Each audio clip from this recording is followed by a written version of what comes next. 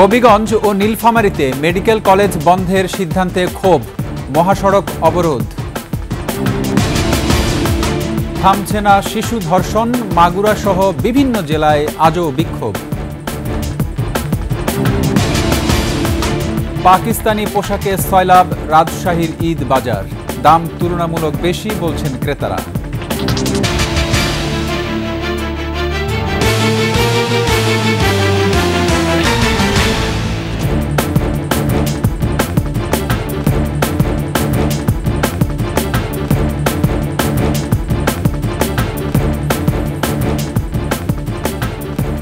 শুনছিলেন সংবাদ শিরোনাম।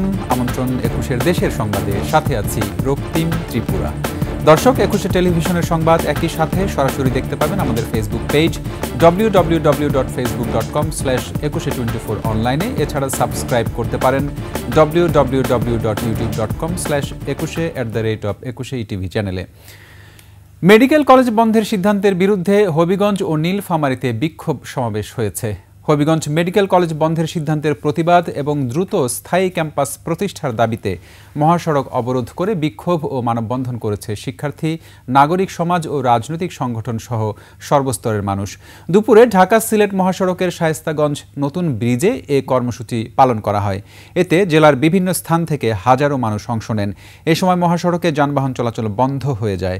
মানববন্ধনে বক্তারা অবিলম্বে হবিগঞ্জ মেডিকেল কলেজ বন্ধের সিদ্ধান্ত প্রত্যাহারের দাবি জানান। এদিকে মানহীন তকমা দিয়ে নীলফামারী সরকারি মেডিকেল কলেজ বন্ধের সিদ্ধান্তের বিরুদ্ধে বিক্ষোভ করেছে শিক্ষার্থী ও স্থানীয়রা। আন্দোলনে সংহতি জানায় সর্বস্তরের মানুষ।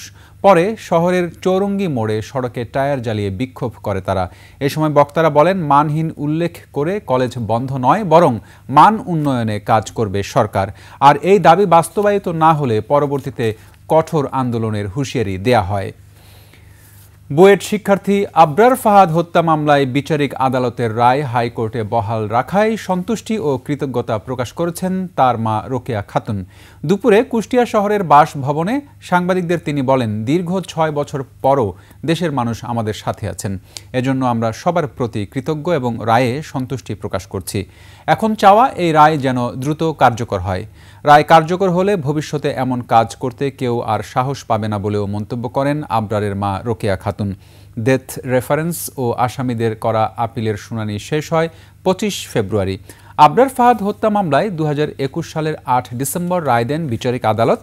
রায়ে ২০ জনকে মৃত্যুদণ্ড ও ৫ জনকে যাবজ্জীবন কারাদণ্ড দেয়া হয়।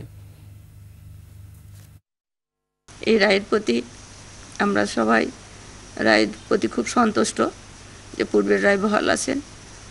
তো এখন আর এই রায়ের জন্য সমস্ত যারা রায় দিয়েছেন তাদের প্রতি আমি কৃতজ্ঞতা প্রকাশ করছি।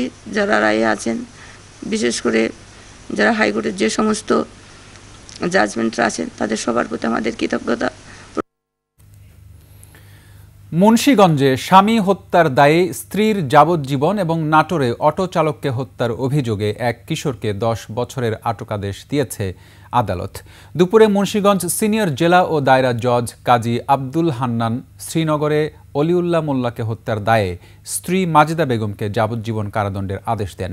একই সঙ্গে ২০,০০০ টাকা জরিমানা, অনাদায়ে আরও ৬ মাসের বিনাশ্রম কারাদণ্ডের আদেশ দেন।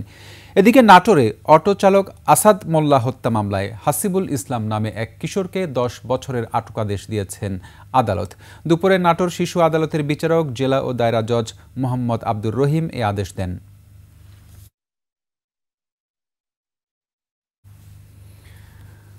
বরিশালে ৪ বছরের শিশুকে ধর্ষণ চেষ্টায় অভিযুক্তকে গণপিটুনি দিয়ে হত্যা করেছে স্থানীয়রা। গাজীপুরের কালিয়াকৈরে আলাদা স্থানে ২ শিশু ধর্ষণের চেষ্টার অভিযোগে একজনকে গ্রেফতার করেছে পুলিশ।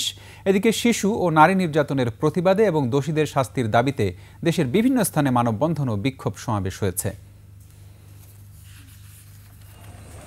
বরিশাল নগরীর ধান গবেষণা সড়ক এলাকায় গেল শুক্রবার অটো রিকশা চালক সুজনের বিরুদ্ধে এক শিশুকে ধর্ষণ চেষ্টার অভিযোগ ওঠে। পরে সুজনকে আসামি করে মামলা করেন শিশুর মা।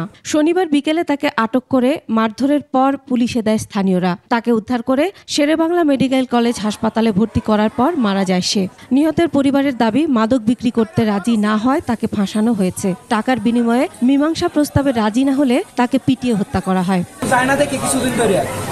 কইতেছে যে তোমরা তুই আস না আমার ঘরে এই বিল ওই বিল আর কি এরপর মাইট দূর করছে ওরা যে ও কইছে ভাই তোমার লাগে আমি আর যাবো না আমার ঘুমিয়ে দিন সাবজেক্ট আছে এরকম করতে আসি আসলে ইউনিভার্সাল স্টেজে নাথিং টু ডু আমি পেশেন্টের পালসও পাই নাই বিপিও পাই নাই। পুলিশ জানায় ভুক্তভোগী শিশুর বাবার করা অভিযোগটি মামলা হিসেবে গ্রহণ করা হয়েছে। ট্রিপলাইনের মাধ্যমে ফোন পাইছি যে গণপিটুনি দেওয়া হয়েছে, পরে আমরা ঘটনাস্থলে তার উদ্ধার করে নিয়ে আসি এবং মেডিকেলে ভর্তি করি, পরে মেডিকেলে সে মারা যায়।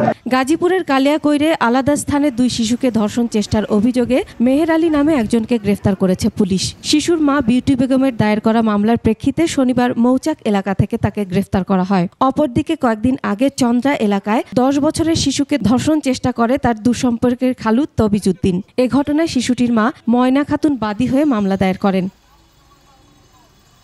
এদিকে মাগুরায় শিশু আসিয়া ধর্ষণ ও হত্যার বিচারের দাবিতে মানববন্ধন কর্মসূচি পালিত হয়েছে। সকাল 11টায় মাগুরা প্রেস ক্লাবের সামনে এ কর্মসূচির আয়োজন করে save the women and children নামের একটি সংগঠন। আমরা একটাই দাবি করছি, তার ফাঁসি।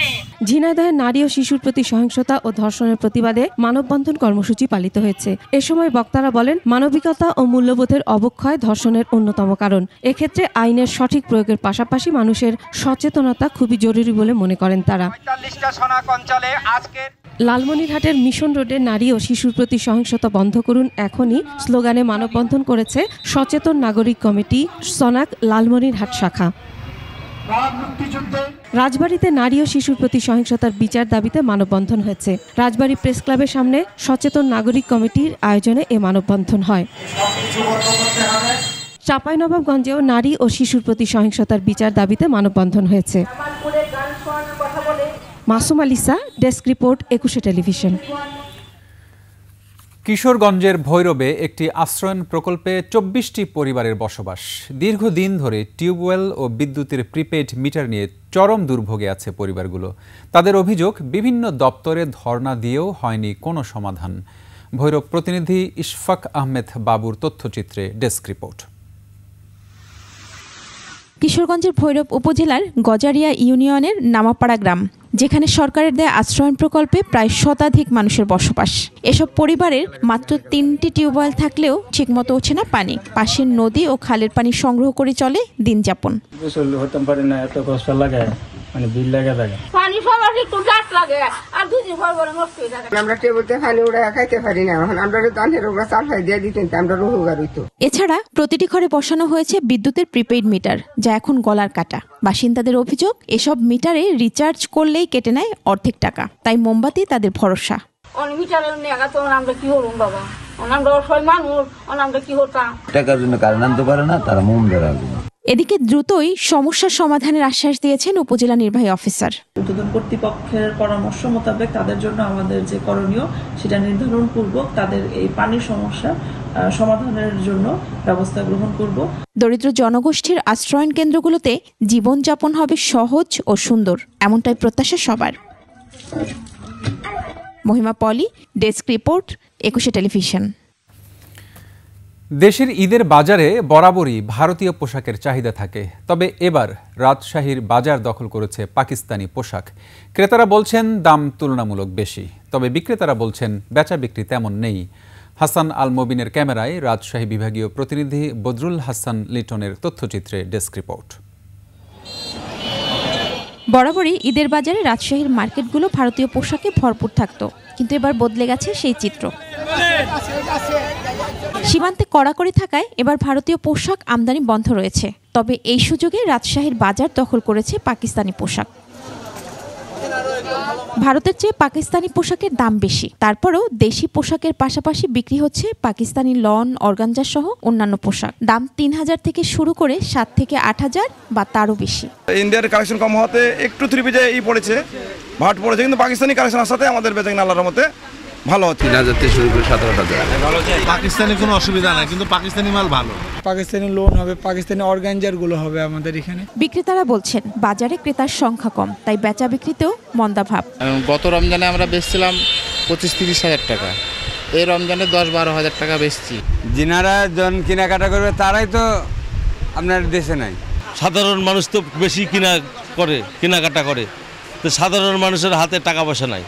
এদিকে দাম নাগালের বাইরে বলে জানালেন ক্রেতারা। গেঞ্জি, প্যান্ট এবং শার্ট কিনেছি, আর পাঞ্জাবিও কিনেছি। এই যে মায়ের জন্য আপনার নিলাম, ওই যে মেক্সির কাপড় নিলাম, ওয়াইফের জন্য 3 পিস নিলাম, ছেলে মেয়ের জন্য শার্ট প্যান্ট নিলাম, ওর জন্য খোরাকের কাপড় নিলাম। আমার জন্য কিছু নিইনি এখন। বাজেট কমছে বা বাড়ছে বুঝছি না, কিন্তু দোকানে বাজেট অনেক। সেই বাজেটে আমাদের হচ্ছে না, আমাদের নাগালের বাইরে। তবে গত বছরের তুলনায় একটু কমই করছে এবার। বাজেটও বেশি, আবার দামটাও বেশি। তবে রোজার শেষ দিকে কেনাকাটায় ভিড় বাড়বে বলে আশা ব্যবসায়ীদের। মহিমা পলি, ডেস্ক রিপোর্ট, 21 টেলিভিশন। রাজশাহীতে আওয়ামী লীগ নেতাকে ছাড়াতে গিয়ে থানায় বিএনপির দুপক্ষের নেতাদের মধ্যে হাতাহাতির ঘটনা ঘটেছে। শনিবারে দুপুরে রাজশাহীর বোয়ালিয়া মডেল থানার ভেতরে এসব ঘটনা ঘটে। এই ঘটনার একটি ভিডিও সামাজিক যোগাযোগ মাধ্যমে ছড়িয়ে পড়ে। গ্রেপ্তার আবুল কালাম 5 আগস্টে আন্দোলনকারীদের উপর হামলার ঘটনায় দায়ের করা একটি মামলার 65 নম্বর আসামি। একসময় তিনি পবা উপজেলার পারিলা ইউনিয়ন বিএনপির রাজনীতির সঙ্গে জড়িত ছিলেন। আওয়ামী লীগ ক্ষমতায় আসার পর তিনি দল পরিবর্তন করে রাজশাহী ট্রাক কাভার্ড ভ্যান মালিক সমিতি এবং সার ডিলার সমিতির সভাপতির দায়িত্ব নেন। বোয়ালিয়া থানার ওসি জানান, বিএনপির কিছু নেতা আবুল কালামের সঙ্গে দেখা করতে এসেছিলেন, তবে কেউ আসামিকে ছাড়াতে তদবির করেননি। এজাহারভুক্ত আসামি হওয়ায় তাকে গ্রেপ্তার করে আদালতে সোপর্দ করা হয়েছে। শিক্ষাক্ষেত্রে সরকারি বেসরকারি বৈষম্য দূর, ঈদের আগে শতভাগ উৎসব ভাতা ও বকেয়া পরিশোধ সহ 10 দফা দাবিতে বিভিন্ন স্থানে মানববন্ধন হয়েছে। বাংলাদেশ শিক্ষক সমিতি বিটিএ চট্টগ্রাম শাখার আয়োজনে প্রেস ক্লাব চত্বরে মানববন্ধন ও সমাবেশ করেন শিক্ষকরা। সংগঠনের চট্টগ্রাম আঞ্চলিক শাখার সভাপতি মোহাম্মদ ওসমান গনির সভাপতিত্বে অন্যান্যের মধ্যে বক্তব্য রাখেন কেন্দ্রীয় সহ সভাপতি রঞ্জিত কুমার নাথ, সাধারণ সম্পাদক শিমুল কান্তি মহাজন সহ স্থানীয় নেতারা। একই দাবিতে মানববন্ধন হয়েছে উত্তরের জেলার ঠাকুরগাঁওয়ে। বক্তারা ঈদের আগে দাবি মেনে নেওয়ার আহ্বান জানান। দাবি না মানলে কঠোর আন্দোলনে যাওয়ার ঘোষণা দেন শিক্ষক কর্মচারীরা। রাঙ্গামাটি সদর উপজেলার সাপছড়ি ইউনিয়নে দুর্বৃত্তদের গুলিতে নির্মল খিসা নামের ইউপিডিএফ কর্মী নিহত হয়েছে। স্থানীয়রা জানায়, সকালে সাপছড়ি ইউনিয়নের তৈমেদুং এলাকা থেকে ইউপিডিএফের 3 কর্মী হেঁটে আসছিলেন। এ সময় আগে থেকে উত পেতে থাকা 6 থেকে 7 জন ব্যক্তি অতর্কিত ব্রাশ ফায়ার করে। এতে ইউপিডিএফ কর্মী নির্মল খিসা ঘটনাস্থলে মারা যান, বাকি 2 জন পালিয়ে যান। পরে স্থানীয়রা লাশ পড়ে থাকতে দেখে পুলিশকে খবর দেয়। পুলিশ এসে মৃতদেহ উদ্ধার করে। এই ঘটনায় ইউপিডিএফ নেতা প্রতিপক্ষ পার্বত্য চট্টগ্রাম জনসংহতি সমিতির সন্তু লার্মা গ্রুপকে দায়ী করলেও সংগঠনটি জড়িত থাকার কথা অস্বীকার করে।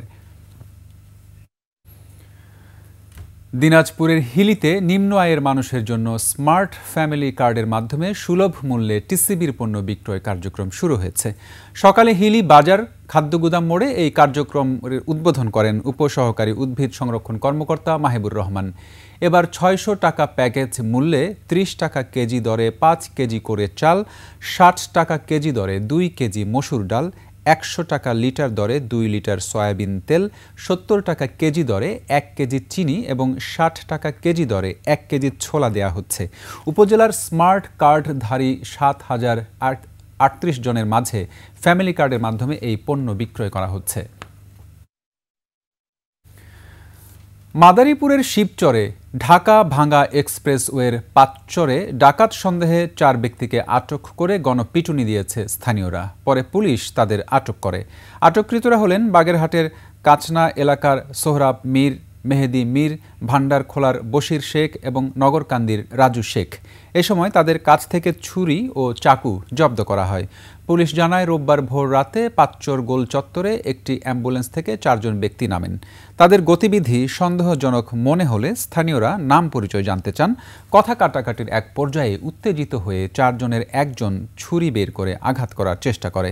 এ সময় চিৎকার শুনে স্থানীয়রা এসে 4 জনকে আটক করে পিটুনি দেয়।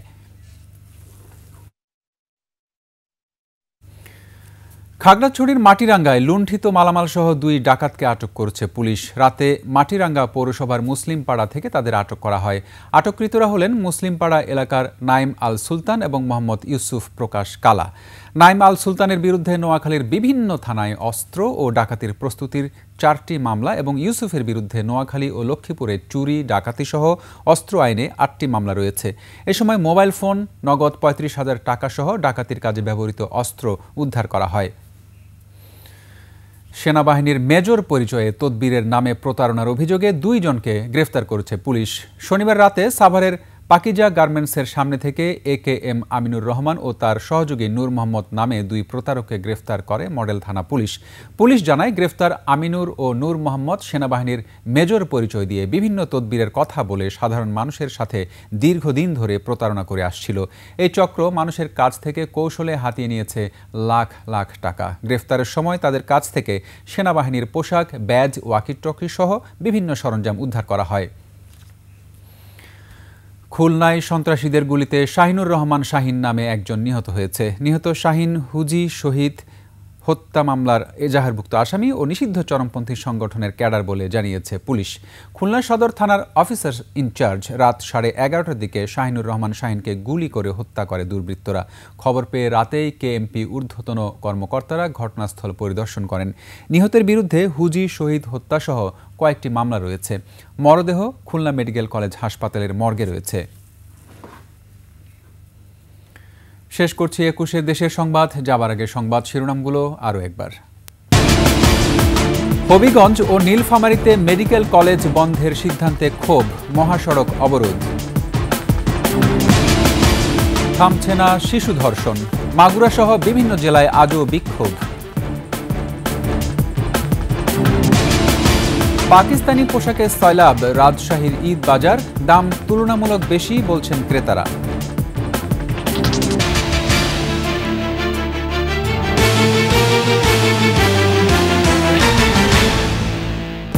সর্বশেষ সংবাদ জানতে ডায়াল করুন 2021 নম্বরে আর ভিজিট করুন ekushe-tv.com ওয়েবসাইটে। ফেসবুকে ভিজিট করতে পারেন www.facebook.com/ekushe24 অনলাইনে।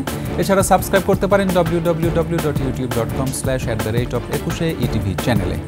এতক্ষণ সঙ্গে থাকার জন্য ধন্যবাদ। পরবর্তী সংবাদ সন্ধ্যা 7টায় দেখার আমন্ত্রণ রইল। একুশের সাথেই থাকুন।